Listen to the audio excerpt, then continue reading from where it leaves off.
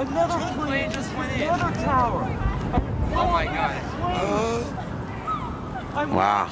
Grupo de estudiantes de arte israelíes que claramente no eran estudiantes de arte, estaban alineados con la inteligencia israelí. Y sabemos que un grupo de ellos, estoy citando un documento del FBI aquí, no de internet, filmaron los ataques del 9/11 y, cito, parecían tener conocimiento previo de esos ataques. Esas son afirmaciones objetivamente ciertas.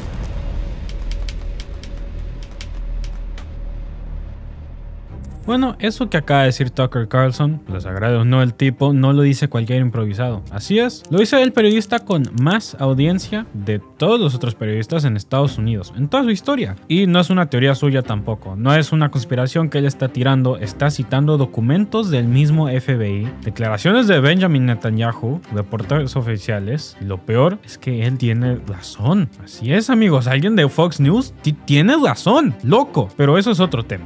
Bueno, llegaremos a eso luego, porque cuando uno empieza a juntar las piezas, lo que aparece es un rompecabezas sucio, incómodo y sobre todo inevitable. El 11 de septiembre no fue solo un ataque, también fue una excusa, una cortina, y fue una forma perfecta de esconder algunos de los robos y manipulaciones más grandes de la historia moderna. Así de simple es, no hay ninguna otra explicación. Carlson acaba de soltar esto en una entrevista con Piers Morgan, que Israel tenía conocimiento previo de los ataques, que había agentes del Mossad infiltrados como supuestos estudiantes de arte en Estados Unidos, y sobre todo que algunos de ellos están grabando los atentos justo antes de que ocurrieran. No dice el aire sin pruebas, no.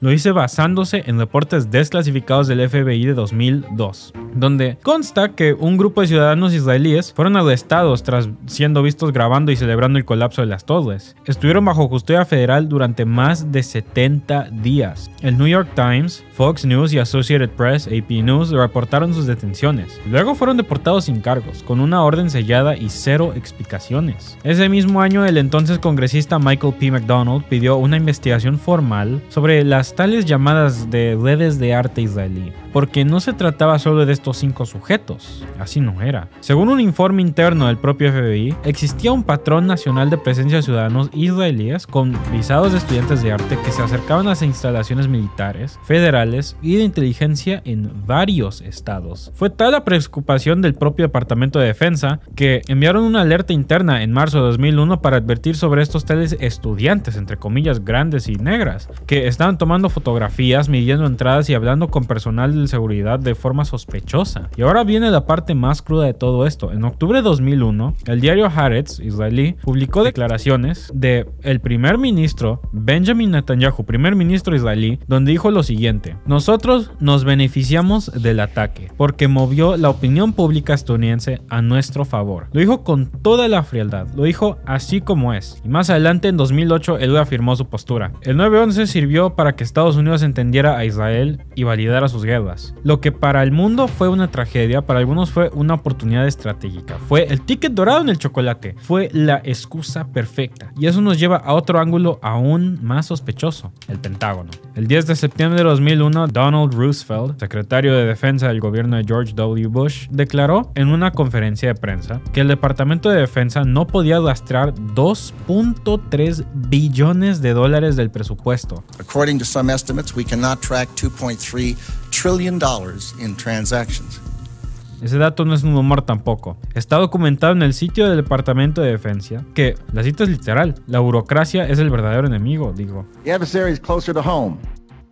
It's the Pentagon bureaucracy. Y al día siguiente, bueno, el avión del vuelo 77 de American Airlines impactó contra el ala del Pentágono, donde se almacenaban precisamente los archivos contables que están investigando esas anomalías, ese dinero perdido. ¿Dónde se fueron los fondos? Y eso no lo inventamos nosotros tampoco, lo publicó CBS News en enero de 2002. Consider the case of one military accountant who tried to find out what happened to a mere $300 million. We know it's gone, but we don't know what they spent it on.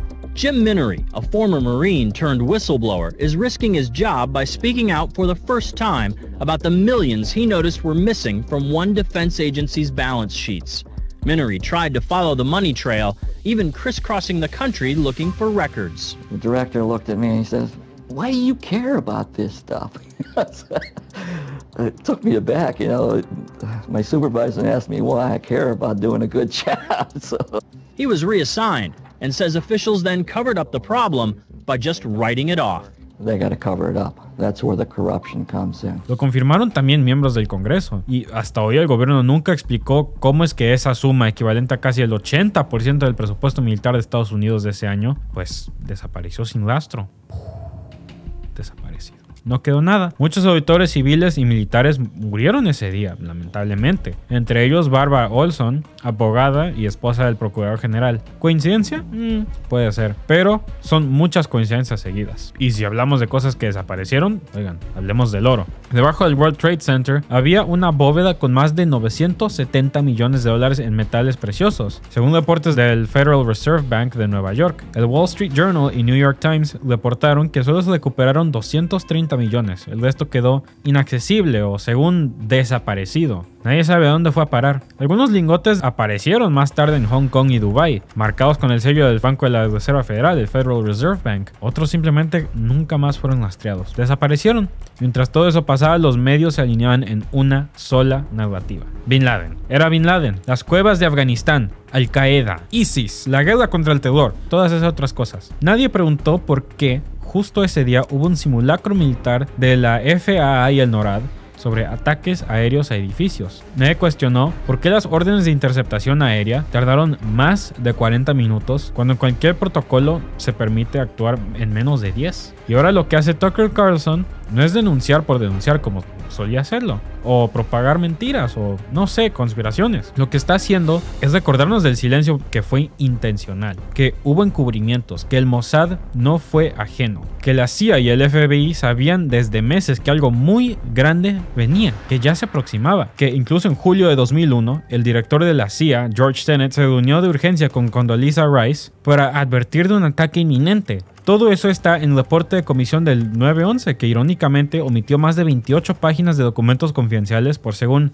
razones de seguridad nacional. ¡Qué loco! ¡Qué rarillo! Y lo más curioso es que cada vez que se intenta hablar de esto, el sistema reacciona con etiquetas de conspiranoico, de negacionista, de antisemita. Todas esas acusaciones con las cuales ya todos somos familiares. Pero lo dijo Tucker, y lo que están empezando a reconocer incluso exagentes del FBI es que parte del 11 de septiembre sí fue conocido de antemano por gobiernos aliados y no hicieron nada.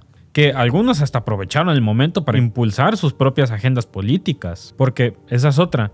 La guerra contra el terror terminó beneficiando a empresas como Halliburton, Boeing, Lockheed Martin, Blackwater, todas esas empresas del diablo. El gasto militar se triplicó. Afganistán fue invadido no por derechos humanos, sino por minerales estratégicos, amapolas y geopolítica. Irak fue destruido por armas que nunca jamás existieron. Y mientras tanto, millones de personas perdieron hogares, familias, países, que todo quedó devastado. Y hoy, más de 2 décadas después, el presidente de Estados Unidos sigue usando ese mismo discurso del 11 de septiembre de 9/11 para justificar altos presupuestos militares, operaciones encubiertas y alianzas incondicionales con regímenes como los de Netanyahu. Porque, aunque cambien los nombres, la maquinaria sigue igual. Trump, Biden, Netanyahu, Bin Laden, lo que ustedes quieran. Y eso es justo por eso que vale la pena escuchar lo que dijo Tucker. Te guste el tipo o no, vale la pena escuchar su punto. Vale la pena oír qué tiene que decir él. Porque viniendo de él, que lo está citando de